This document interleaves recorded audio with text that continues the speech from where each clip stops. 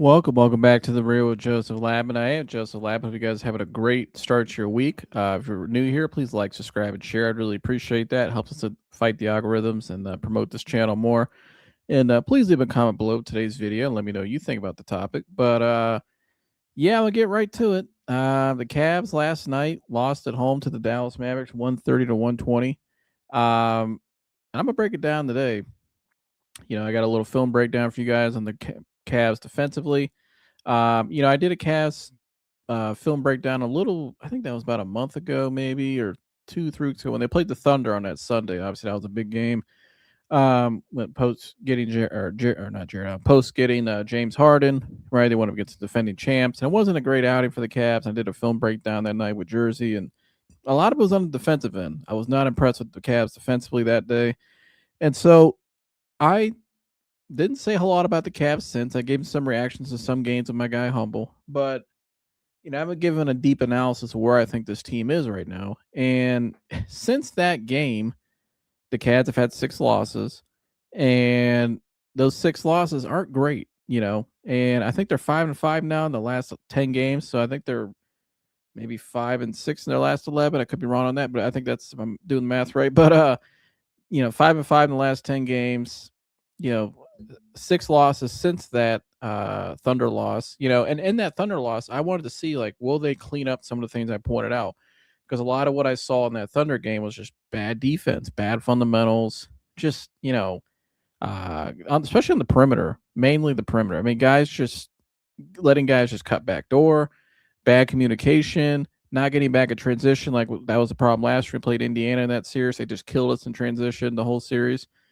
Some of that, and then just bad effort by some guys too. Just straight up. So last night you could see Kenny Atkinson after the game. He said, "quote just too permissive on the defensive end." And so now even Kenny Atkinson is saying things like this about his team. But I have to point to Kenny Atkinson though because the style of play, players win games in my opinion, and coaches lose them. And it's not always like that, but most of the time that's the case. And when your team is trending in the same direction, you as a head coach, you and your staff, it's your job to fix those things and to get them to play in a way that aligns better for success in the postseason. And the Cavs right now are not trending in a good direction, in my opinion. That's why I say I don't think they're a serious contender right now. I think they can make it to the second round in the Eastern Conference playoffs like they have been. After that, I don't know. I just don't trust them. When they got James Harden, I thought, okay, man, this is great. The first couple games look great. I'm like, all right, they finally fixed some of the issues. They brought a defense with Keon Ellis and Dennis Schroeder with that trade. I still like those two guys a lot, but I don't even know. It's not even a personnel problem at this point with the Cavs. I think it's just the way they're coached on the defensive end. I mean, since Kenny's gotten here, they've gotten a lot better offensively, which is I think the main reason why they hired him. But they get the core 4 guys to play better together. And obviously they swapped out Garland for James Harden. So you want to get your 4 guys to play better offensively and score a lot of points, which they can do. And they got all the shooting, you know what I mean? But defensively to me, they've just gotten worse. At least when JB was here, they had some decent principles. The Cavs right now to me just don't have very good defensive principles consistently on a night-to-night basis. And that's why I don't think, today's March 16th. So you're halfway through March. You're going to be the playoffs here in about a month. This is where you're trending a month out. I just don't think that's a good sign. And I hope not. I hope not, but I feel like we're going to be heading towards the same disappointment we've had the last X amount of years with this team with under Donovan Mitchell. And, I think Kenny Atkinson and his coaching staff, they got to figure something out. They got to really light into these guys. So maybe Kenny's saying that publicly will grab their attention. I don't know what their practices are like. I'm not sure what they're working on. I don't know, but they're just going in there to shoot a lot shoot a lot of threes and practice shooting and a lot of offense. But you got to be able to get stops. The Cavs can score a lot of points. That's never been the issue. They could score points on anybody. But can you get enough stops, right? Because if you can't get stops, you're not gonna be able to win. If you get out rebounded like last night, you're not be able to win. And so in the last 6 losses the Cavs have had too, 71 from 205 from 3. And 5 of those 6 losses, they shot more threes than their opponent. Even more than when they lost to Boston at home. And Boston's known for, I think, shooting the most threes out of any team in the league the last 2-3 years. They shoot a lot of threes. But every time the Boston this year, I mentioned on my one live with Humble after that Boston game at home last weekend, I said, every time the Cavs play Boston, Boston always shoots less threes than them because Boston knows how to beat the Cavs. Joe Mazzulla out coaches Katie Atkinson every time he plays them, just off of games, just strategy alone, because he knows, all right, the Cavs are going to go out there, going to jack up a lot of threes. They're not going to make as many. We can hold them under, 36%, 37% rather, probably under 40% if I'm being honest. If they shoot 40 or more threes a game, they're probably going to shoot less than 40%. We got them. Because then now we'll beat them up inside more, we'll push the pace and transition. You know what I mean? They're not really good defensemen on the perimeter. And so we'll attack them and exploit the matchups, and we'll win the game. And that's what it is for not only the Celtics, but for a lot of teams. That's the recipe against the Cavs. That's what Indiana did to the Cavs last year. And a lot of all 6 of these games where the Cavs, in the 5 to 6 where they shot more threes than the other team, all 6 games was 40 or more attempts. And I know the modern NBA, the analytics say you got to shoot a lot of threes, but the analytics, I think, at some point have to can't be your philosophy only of just go out. You got to go out and shoot a ton of threes. Like, at what point does this basketball common sense come in play? Like, you have guys that can attack the basket like nobody else. You got 2 7-footers down. I know J.A. is out right now, but you got Evan Mobley. You got all these guys. You got 4 guys.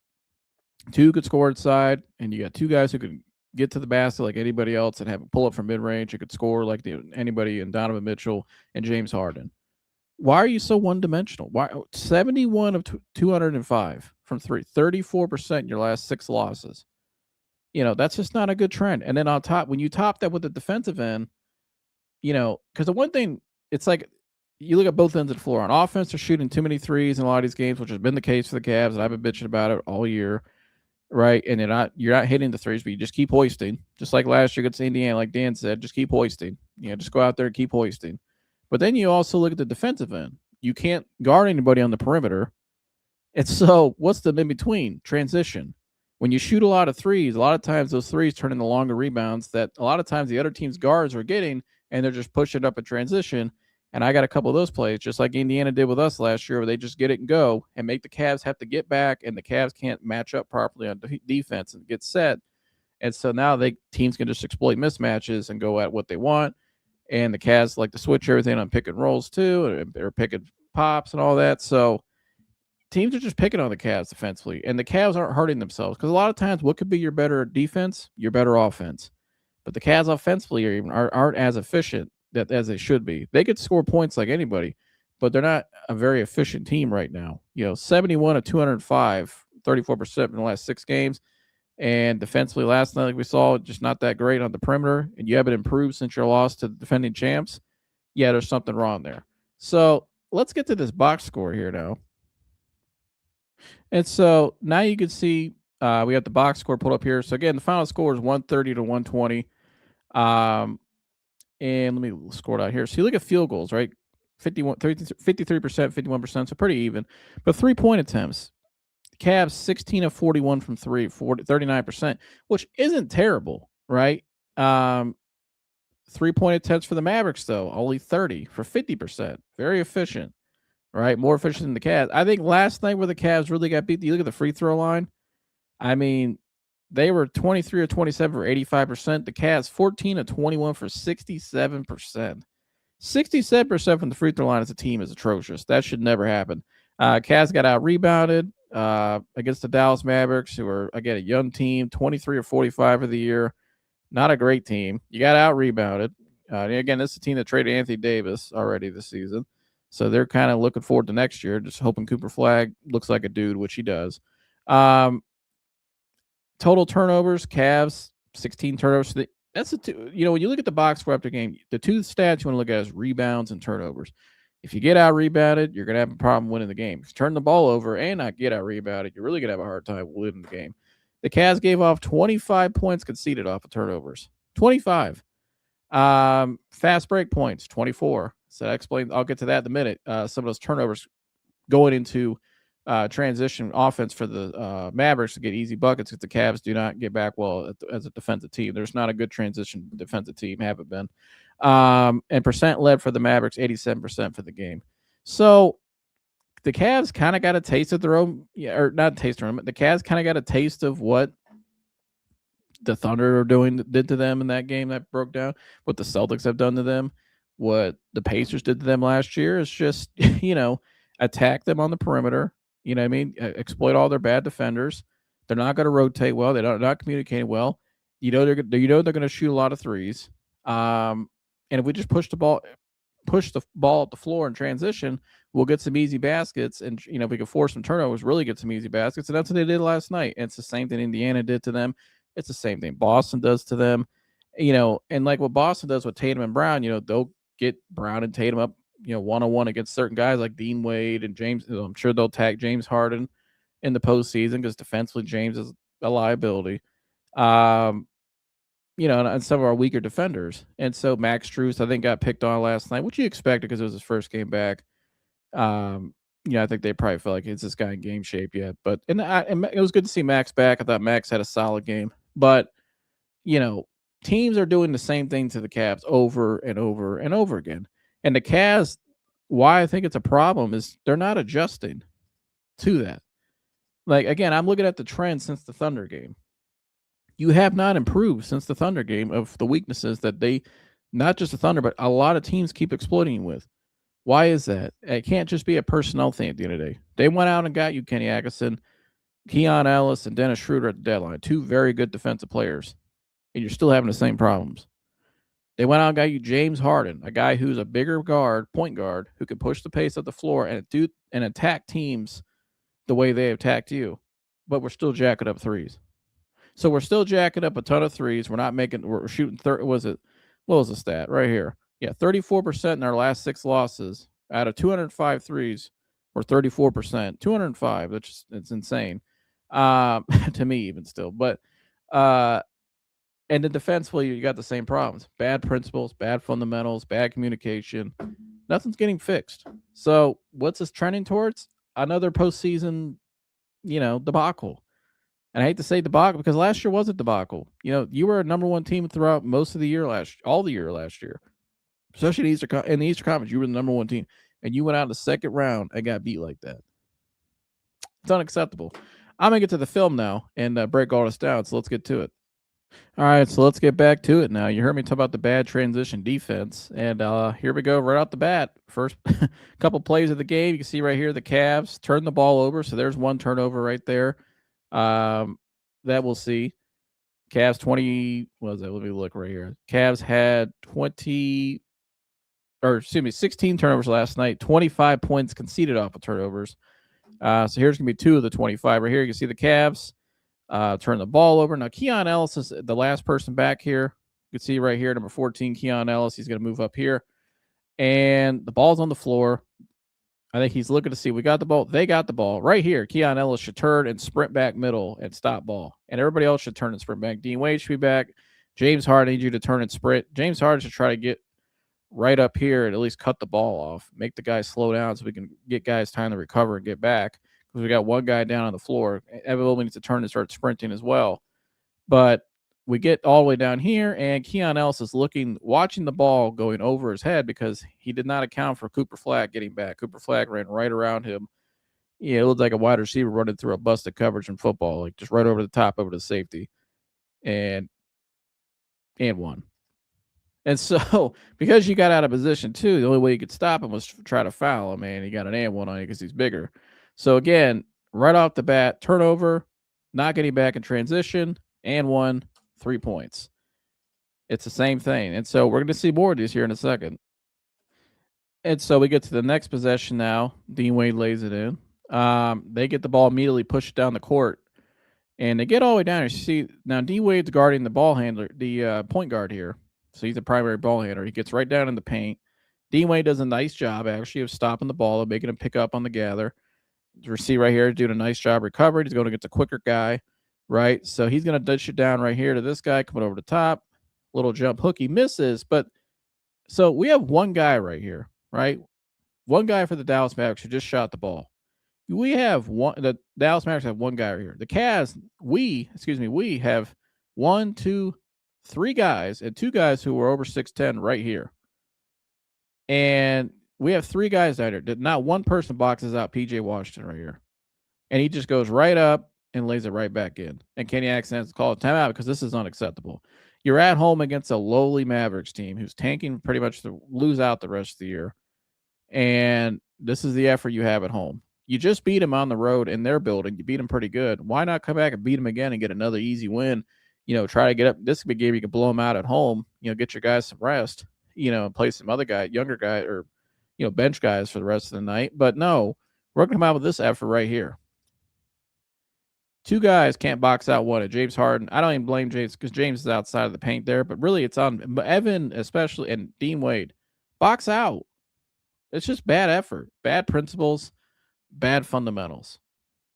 And so continuing on that trend of, bad fundamentals, let's take a look right here at number 14, Keon Ellis, who I usually don't I don't have a lot of bad highlights defensively for him because he's pretty good defensively. He's one of our better defenders, but this play to me with Keon just kind of explains to me just the culture defensively of the Cavs right now. It's not where it needs to be.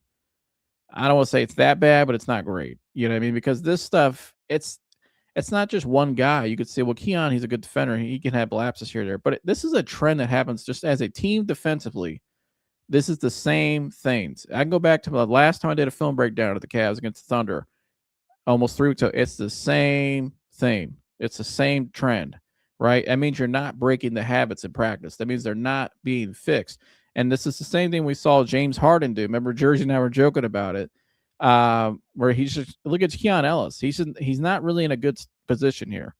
He's really not. He needs to be sunk down a little more, right about here, and he needs to have one eye on his guy, where he needs to open up a little bit more. He has one eye on his guy and one eye on the ball handler, right? So you're able to be in a good position. You have your inside hand here to the ball handler, which would be his right hand in the passing lane. Good defense, right? That's where we need to be. And you can even see, look here on the backside here, just guys are wide open in the paint, just not good communication. And the one thing I don't see with the Cavs, like especially with James Harden here, he should be the one really yell at stuff, which he maybe is.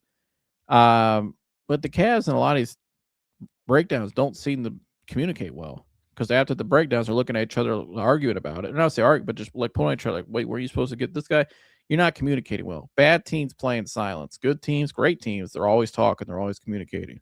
But Keon Ellis, right here, he gets caught watching the ball, and this guy, he's just going to run right through the back door, right here. And now we got a mismatch too. PJ Washington's got a smaller guy on him and Donovan Mitchell, so they get the ball inside here. He beats him back door. Now Donovan has to step up. It's a chain reaction. It's an easy 2 points. That's exactly what happens here. And again, just bad fundamentals. Again, not sinking down. This is basic stuff. Not getting your hand in the passing lane, correct hand. Not being in the right spot defensively with your eyes on the ball. Not communicating well. It's the same trend for the Cavs. So let's get to the next play now. So now going back to the transition defense, we take a look right here. Donovan Mitchell's got the ball up top, and you turn the ball over of a bad pass. James Harden, the ball's on the floor. James Harden sees Cooper Flag is already taken off. I feel like James is just kind of lurking here. And he just allows Cooper Flag. Cooper, he's already beat. This is long gone.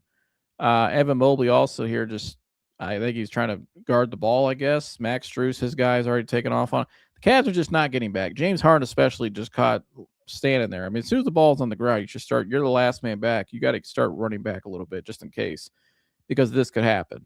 And easy. So again, there's some more of the transition or points off of turnovers right there. We've already seen 4 points, 2 in transition, because we just don't want to get back. And again, fundamentally as a team for the Cavs defensively, it's just not very good. We'll take a look at this next play here. And Donovan Mitchell gets a little aggressive here, and you're able to give him 2 points. But he put Dean Wade in a bad spot here. Because, again, we just saw Keon Ellis, right? Keon Ellis was in a bad position. We saw James Harden not getting effort, getting back, not doing what he needs to do to stop the ball in transition. Donovan Mitchell here, same thing. So Donovan's running back. He's got his eye on the ball, but he's got his back to his guy, is guarding here, which is Max Christie. As soon as Donovan crosses half court right there, he should have already turned. He should turn back. He should be backpedaling a little bit, getting in a good defensive stance where he could see his ball in the man like you're taught in high school and in middle school, right? And where he can have his inside hand. And what I mean by inside to the where the ball is, so his hands in the passing lane, where he can possibly make a play on this. I think he had the right idea and filling out what they were trying to do, but fundamentally it was just executed poorly. And he goes to reach, tries to go and reach with his right hand, which is not the hand in the passing lane, and he gets caught, he gets beat. Now he puts Dean Wade in a bad spot where it's a 2-on-1, and there you can see too. Look at the clock, 19 seconds left on the shot clock. They're pushing the ball in transition. This is what teams do to the Cavs. If we push them in transition, we're either going to get a bad matchup where we're going to get them in a bad matchup in our favor, right? Or they're going to have a breakdown somewhere because they're not a good defensive team in transition. And especially there's not a good defensive team in the perimeter in general, in my opinion, but especially in transition, they're terrible. And so now it's a chain reaction. Cooper Flag's just going to cut back door. Easy 2 points. But again, very preventable if we just go back to here, whatever happens is just good fundamental basketball. You know what I mean? Like, this is stuff you're taught. You go back to your basics as a team. This is stuff that has to be preached every day in practice. This is stuff that has to be put on the film during the film sessions and put out. Like, this cannot happen if we want to be successful. This can't happen right here. This position defensively, and you try to get aggressive. You had the right feel of what they were trying to do, but if you're in the right position defensively, you make that play. I look at even Michael Jordan. As talented as Michael Jordan was, as great as the athletic he was, the greatest player of all time, in a lot of people's eyes, Michael Jordan, you watch a lot of his defensive highlights, very fundamentally sound. Always had the right hand in the passing lane. And he imagine if all the great players with that kind of freak, and Donovan's a freak in himself too. He has a great athleticism for his size, and just he's a hell of a player. But imagine if every player consistently had that type of just that fundamentally sound game paired with their athleticism. How great would they be? They'd be that much greater. And that's why those guys like Jordan are elevated to that level, right? But this stuff right here, it just can't happen. It just cannot happen. And I got to look at the coach over there on the sideline right there, because it's like, this is, and the whole staff. I mean, this is the same problems over and over again. Bad fundamentals, bad principles, not being fixed. And so going back now to the transition defense, let's take a look at this from the Cavs. And you can see right here, so they're pushing the ball up the court, 22 seconds. I'm assuming this is off a turnover. And so he gets the ball up here. We got three guys on two, basically. You got the ball handler here. Mobley, Mitchell, and Harden are back for us, right? And so we have three guys here. We should be able to match up, and Evan Mobley should be able to get middle. We should be able to get us at least stop the ball here. Donovan should get on the ball handler, and let's give time to get our other two guys back and match up, so we at least have a hat on each guy. But no, we just no communication, not paying attention, and just let a guy go right into a rhythm three. Bang. And again, this is the same thing teams have done to us over and over again. Indiana really exploited it more than anybody last year when it mattered most. But it's like, like Mobley, what are we doing here? Like, we're not fundamentally, they're just not good in getting back. Why is Evan Mobley standing right there? He should be spreading back. Number one, James should be yelling out corner or pointing out to PJ Washington, right? Donovan Mitchell needs to get in a better stance of stopping the ball. All right, he does recover pretty well, but Evan Mobley just caught lurking. And it's just like, what are we doing? We're not paying attention. The back man should always be the one pointing out all this stuff. And that's James Harden. James, I'm assuming, is the back man here. But you look at what happened to James right here. Watch James Harden. See when James gets back? Look, he turns his head towards the fan section where all the fans are. He turns his head away from the court. Open your body up inside, James, and turn and backpedal. Right? We're not. It's just the little fundamentals that are killing us right now. That, I know it's the NBA. I know it's an 82-game season. I get it. But it's like, bro, you have to practice good habits now. And the coaches, especially Kenny, you have to correct these things now, or else you're gonna lose again in the playoffs the same way. And again, this should never happen. You have three guys on two, and another guy at a trailer comes up, unaccounted for. Nobody sees him, points him out because nobody's paying attention, and he gets a wide open three out of it. So there's another 3 points there off of turnovers, most likely. But most importantly, again, just bad transition defense. They're just not a good transition defense at all. And so again, your fundamentals as a team, your principles, a lot of the biggest one to me is communication. Right? I could sit and tell you how to defend and get in a stance all day and everything, but if you don't want to communicate as a team, you're not going to be good defensively at all. And right here, again, bad communication. Let's watch this. So they're going to set a double screen here at the top. The ball handler here, number 10, I think Williams is his last. Number 10, he's going to come out to the right here.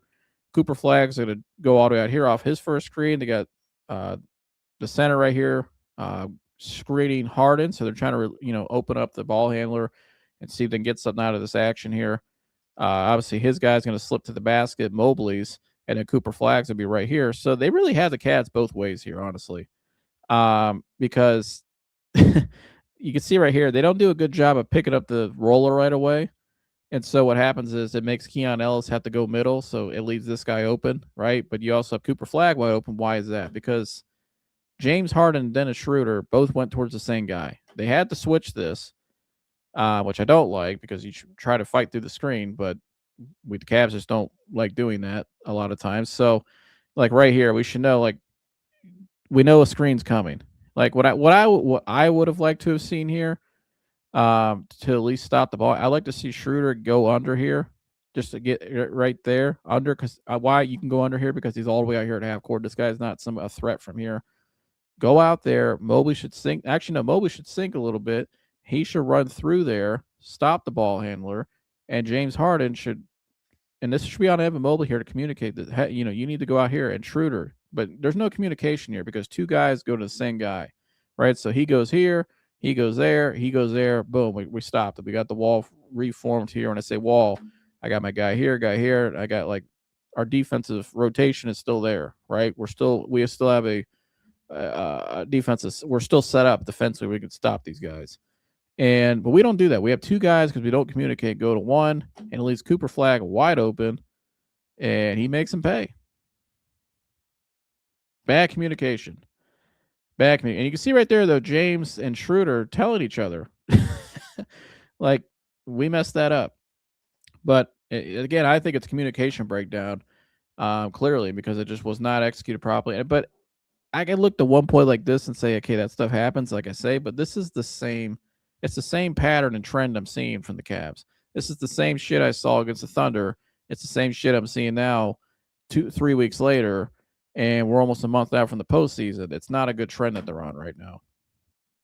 And so, again, we had bad communication on that last play, and we'll watch the communication again on this play. So kind of the same similar action, a double screen here at the top, right? They're trying to free up the ball handler, get something out of it. One guy's going to roll, the other guy's going to flare out. Or not, excuse me, not flare. He's going to pop out to the 3-point line. And I look at my other notes here for another play I have for you guys. And right here, this time the roller goes scotch-free. Easy. So it's the same action we just saw. And great job by the Mavericks coaching staff and Jason Kidd. You see the breakdown the first time. What do? You should go right back at it and keep exploiting the same thing because they can't defend it. Why can't they defend it? Because they're not communicating well, and it's all the teams see it. And so again, they do the same action right here, just on the outer, going to the left now. It's the same action, and this time, Thomas Bryant does a better job of sinking down. Max Strus does a nice job of going there, but we don't. Again, we're not communicating. We forget the roamer. Like, you have to guard this properly, and so the guy rolling to the basket, if you didn't guard the roller. And Naquan Tomlin right here, I think he doesn't do a nice job here. He gets caught he trips himself, I think, or he just gets tripped up. He gets out of position. Because Naquan Tomlin should have been in a better position there. Where, again, going back to fundamentals, you get over the top there, you get back right here. He holds him for a second, but Thomas has got to be able to get down there to get back with Bagley there. He's got to get out to Middleton. He can't leave Middleton open. But it's just not fundamentally. It's not good for man purposes. Like, the Cavs man defense isn't great, and fundamentally, again, another breakdown from Naquan. I'm not pointing out the Naquan, but as a team, another fundamental breakdown and bad communication, and they just keep exploiting it because we're not adjusting to it. We can't. It's the same problems that we're not fixing, And so I know it sounds like I'm saying the same things today, guys. I keep saying the same problems over and over again, but that's just what it is. Like I could keep showing you more examples, and I got 2 plays left for you of bad fundamentals and bad communication. And so here we go again. And a guy that I've always, give a lot of critique to defensively is Dean Wade. I feel like Dean Wade's a guy that gets picked on a lot defensively. Now, I will say you didn't see a lot of Dean Wade highlights tonight. Outside of a missed box out, him and Mobley, and yeah, outside of that, so far you haven't seen a lot of Dean Wade. But at the end of the game here, Dean Wade runs right out at Cooper Flag, and Dean Wade, every time I pause right here, he's already beat. I mean, he's leaning way back. You can see right here, he's leaning back. Schroeder's hauling ass to try to go over here at number 9. He got caught. So he's trying to hurry up and get over there because we don't have anybody on number 9.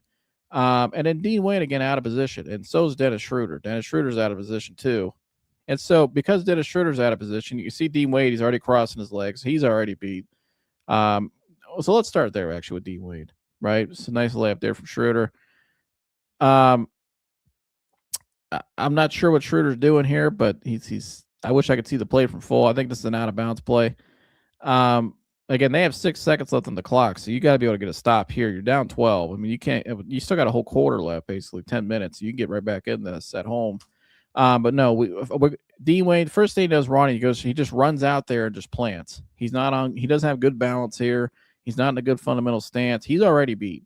Whatever happened to running out and chopping your feet with your hand up to the to the ball, like you're taught in high school? Like whatever happened to that in the NBA? Like this stuff, I see this too much. Just running out to the perimeter. I get you're trying to always guys shoot a lot of threes nowadays in teens, but you could still contest a shot by chopping your feet and being like fundamentally sound. Like I don't get it. And Dennis Schroeder is being out of place here, and so now we have nobody at the nail. So what's he going to do? He's going to attack the nail. Schroeder stops at the nail, and the nail is right here at this top. You see this right here? This we'll obviously top of the say the elbow, let's say, right from the foul line to the corner there. Call out the nail, right? He stops at the nail, but he's not in a good spot. And Cooper Flagg's already got Dean Wade beat right there. He just slips right through. Dennis Schroeder's not in a good position to try to stop the ball, try to force him to push the ball out to his guy, number 9. And there's no backline help because the good job by them bringing the center up here. So there's no rim protection. And he's got Dean Wade on his back hip, and he just goes right up and gets an and one because Dean Wade's out of position. So the way he could try to stop him is foul him. And Cooper Flagg at his size, 6'8", 225, he's a very good athlete, 6'9" maybe. He can get downhill and draw those and ones. You've already seen it in this, breakdown here. But again, go cross. And he didn't do anything spectacular. All Cooper Flagg did was just attack the the weaknesses of the defense. You can see right there. I mean, look at that. He is leaned back. He's not at the nail. I'm just going to attack the basket. If he stops right here, I'll just kick it out for a 3. If he keeps running or he doesn't stop me, I'll just keep going to the basket. And I got this guy beat. Maybe I'll draw an and one. Just keep him on his back hip right there. He gets him on his side, draws the hands, and one. Again, bad fundamentals. And so let's take a look at this last play I have for you guys. Again, appreciate you guys for tuning in this long, but bad communication here. Let's take a look. Dean Wade's coming. They're going to screen. So we got Max Christie coming up here. Obviously, he's a very good shooter. You want to keep guy on him. Dean Wade's guarding him. So number 9, what he's going to do, he's going to go instead of actually he's screening for Max Christie. He's just going to slip to the basket. And the Cavs here, Dean Wade already is not in a good position. Again, you can see James Harden's actually in a decent position here. Schroeder's in a good position. He's got his eye on a man and the ball. Wade's just like he's walking, and he's not in a good spot. He should be down in a defensive stance so you can always move quickly left, front, back, and side to side. Like you got to be able to go north, south, east, and west very quickly. That's why you want to get down in a good athletic stance so you can move quicker, right? And have your hands in the passing lane and see the ball. But he just walks up, staring at the ground, looking at his guy, and doesn't pick up the screener because, again, you're in a bad spot. So what happens? They exploit it and beat you back door. A little guy like that gets down in the paint. Now, he does a good job recovering. He's lucky because if this guy was a little taller, like if this guy was, 6'3", 6'4", if he could dunk, this would have been an easy 2 points right here. All right, but this is a smaller guy. So Dean Wade's able to, his size saves him here. but he was beat badly. Bad communication, bad defense, bad fundamentals. Now, it doesn't mean he still did a good job though, because James Harden now. Let's watch James. He was in a good stance. Now look at James.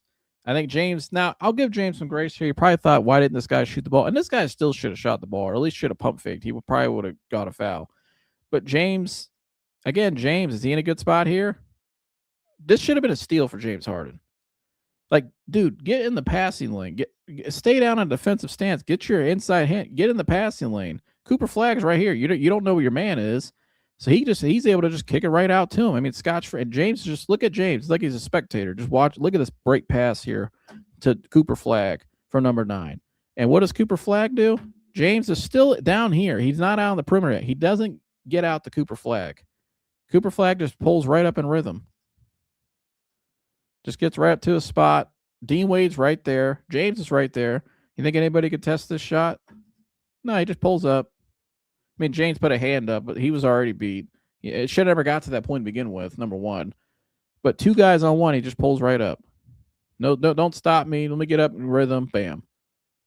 I mean, it's just bad defense. It's just bad communication, bad fundamentals, not sticking to their principles. Like, I don't even know what the principles are at this point, because it's the same trends over and over and over again with the Cavs, going back to last year against the Pacers. And so, again, not very impressed with the Cavs right now, and this is why I don't think they're a serious title contender. Because I just don't. I right now, where they're trending at, where they're going, they're heading towards the same path of having a bummer in the playoffs because they can't fix these problems defensively. If they don't fix these problems defensively, they're not going to win in the postseason. Yeah, you could score a lot of points and shoot a lot of threes, but if you can't get stops, like everybody always talked about how Boston shoots all these threes and how Golden State all those years shot all those threes. Both those teams have great personnel to do so with Tatum and Bryant, and obviously the greatest shooting backcourt ever with Kevin Durant and Draymond Green as facilitator. They could do that. But one thing those 2 teams always do well, they get stops. They defend very well. They're coached very well on the defensive end. Golden State, as great as they were offensively, defensive, man, they were tough. They were hard to score points on. You had to earn every basket against them, especially when the Cavs played them in those final series. Even when we beat them in 16 without KD, like, they were still a very good defensive team. Like, they always were stuck to their principles. They were good fundamentally. And look at the team now. The Thunder, very good defensively, very good on offense, very efficient. All 3 of those teams, very efficient. But Boston, always been a very good defensive team. They communicate well and they get stops when they need them, right? The Cavs just don't have a good defensive backbone right now. And we know they could score points, but if you can't get stops, you're not going to win. It just is what it is. And so, a month out from the postseason, I look at their last, I think they've had 11 games since that Thunder game, but the last 6 losses, since that Thunder loss, they just haven't improved. And that's why I've sat back and watched. I didn't give any analysis since that Thunder game. I'm like, let's see what they do now. But nothing's changed. They have not changed anything. And to me, that's a problem. So I hope the Cavs can turn it around. They got a month to get it fixed still. I looked at Kenny Atkinson again, the coaching staff, like, you guys got to get this stuff fixed. Like, I looked at the coaches first. I know he said it last night. Again, just too permissive on the defensive end. But that, and on top of that, needs to be addressed, needs to be fixed immediately, because where they're trending right now, going into the postseason, I just feel like we're heading towards the same ending like we've had the last 2-3 years. So it's unfortunate, but appreciate all you guys for tuning in today and staying in this long. Please like, subscribe, and share if you like this content. I'll be going live here again this week, and my man Mike will be going live. We're doing some NFL mock drafts for you guys, Browns related. So tune in for that, and like, subscribe, and share. And I will see you guys in the next one. I'm out of here. Gone.